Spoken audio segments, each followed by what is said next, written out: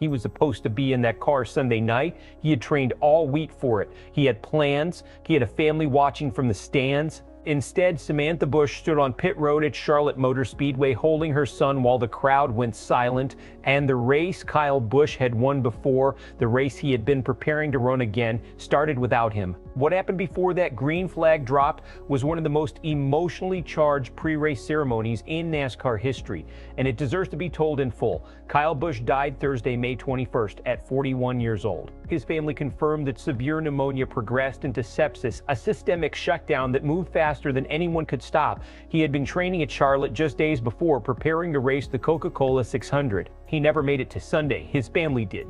Samantha Busch's son Brexton, 11 years old, and daughter Lennix, 4, stood on pit road at Charlotte Motor Speedway, surrounded by the NASCAR world. His parents, Tom and Gay, were there. His brother Kurt Busch, Hall of Famer, former champion, 2010 winner of this very race, stood with them. Richard Childress Racing owner Richard Childress, who had given Busch a home for his final seasons, stood beside the family. NASCAR CEO Steve O'Donnell addressed the crowd and the family directly in the infield. After his remarks, 95,000 fans held a moment of silence. 3 bagpipers then played Amazing Grace across a sold-out Charlotte Motor Speedway. Every car on the grid carried a number 8 decal. The field ran pace laps, the missing man formation, pole position left empty. On lap 8, Amazon Prime Video's broadcast cut to complete silence. Fans raised 8 fingers in unison. The tribute was total, coordinated across the track, the broadcast, and the grandstand simultaneously. Brexton Busch is 11 years old. He already races. He's already considered one of the most promising young talents in the sports developmental pipeline. His father built an entire truck series ownership operation, partly with the idea of developing young drivers, and his own son was always part of that vision. Richard Childress Racing's decision to hold the number 8 in reserve specifically for Brexton is not a standard tribute. It is a statement of belief that the story is not finished, that the number belongs to the Busch family, and that when Brexton is ready, the door will be open. No timeline, no pressure, just a number waiting.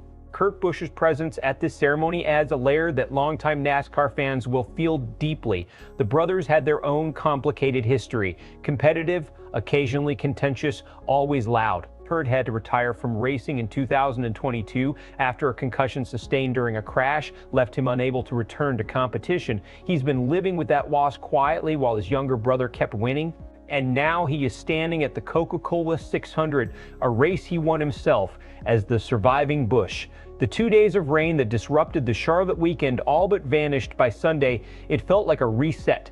Like the weather had taken its time grieving alongside the garage and then decided to let the race happen. The sun came out for a ceremony that needed to be seen clearly.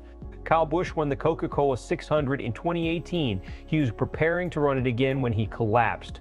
The context does not fade quietly into the background. It sits at the center of everything that happened on pit road Sunday evening. Steve O'Donnell's remarks were the most important public statement made about Kyle Busch since his death. Not because of their length, but because of their honesty and their timing. The line that cuts deepest is this, that Busch competed as though he still had something left to prove, when the record long ago proved everything for him. That single observation reframes 20 years of narrative. The intensity that made him polarizing, the refusal to let up, the competitive hunger that never visibly cooled, was not a character flaw or a sign of insecurity. It was a great driver operating at his natural temperature. He could not turn it down because turning it down was not who he was. O'Donnell then did something that very few executives do at moments like this. He shifted away from the athlete entirely and talked about the person. The teammate who gave quiet advice, the husband, the father, the man who did things for other people without needing anyone to see it. That is a deliberate act of narrative rebalancing. The CEO of the sport standing in front of 95,000 people and saying, "You knew the competitor. Here is the rest of him."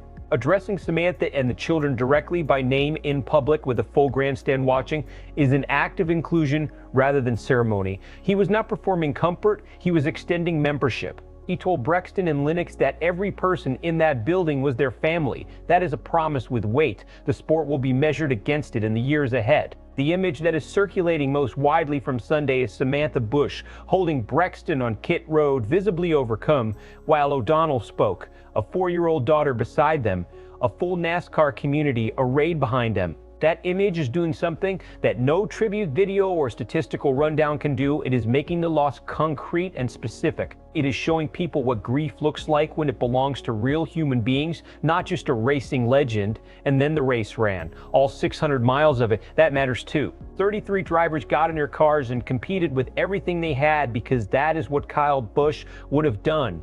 NASCAR Racing's tribute is not a cliche when it is done this way. It is the most authentic form of honor the sport knows how to give. The dominant reaction from fans watching Sunday has not been about the race at all. It has been about Samantha Busch, her decision to bring Brexton and Lennix to Charlotte to stand in that infield, to face 95,000 people and a national television audience 4 days after losing her husband. That has generated a wave of genuine respect that crosses every line the sport normally divides along. Fans who spend years in the anti-Kyle camp are expressing admiration for his widow with no qualification attached. The comment threads and social media responses have been unusually unified. Words like strength, grace, and fortitude appearing from people who would not normally use them in the context of NASCAR. That convergence is rare, and it speaks to the specific gravity of what the Busch family chose to do Sunday. NASCAR's institutional response, the decals, the formation laps, the broadcast silence, the reserve number, has also been received overwhelmingly positively. Fans who have criticized NASCAR's decision-making all season are in this particular weekend largely in agreement that the sport handled it correctly. That kind of consensus does not happen easily. The promises made at Charlotte hold. Brexton Busch grows up inside the sport, develops his talent, and one day arrives at NASCAR's top level. The number 8 comes out of retirement for him. Samantha and the family remain connected to the NASCAR community in the way O'Donnell described, not as guests at memorials, but as members of the family who show up because they belong there. Kyle Busch's legacy becomes permanently woven into the sport's identity in the way that only a handful of drivers in history have managed. The Hall of Fame induction comes quickly, and Rowdy Nation, which he built, remains the most passionate driver fan community NASCAR has. The institutional energy dissipates as the season continues. The Hall of Fame process moves slowly due to eligibility timelines or procedural hesitation. Brexton does not pursue NASCAR, and the number 8 stays retired permanently without the story completing itself. Samantha and the children drift out of the public NASCAR sphere because the visibility becomes painful rather than comforting. The tribute at Charlotte becomes the peak of the sport's response, beautiful and genuine in the moment, but not followed by the sustained presence that O'Donnell's words implied. The sport honored Kyle Busch perfectly on Sunday. The question is whether that was the beginning of something or the end of it. 11 years old. That's how old Brexton Busch is right now. Old enough to understand what happened. Old enough to stand on pit road in front of a sold-out crowd and feel the weight of 95,000 people grieving his father. Old enough to know what the number 8 means and that it is waiting for him if he wants it. Whatever happens next in this story, Sunday at Charlotte will be its first chapter.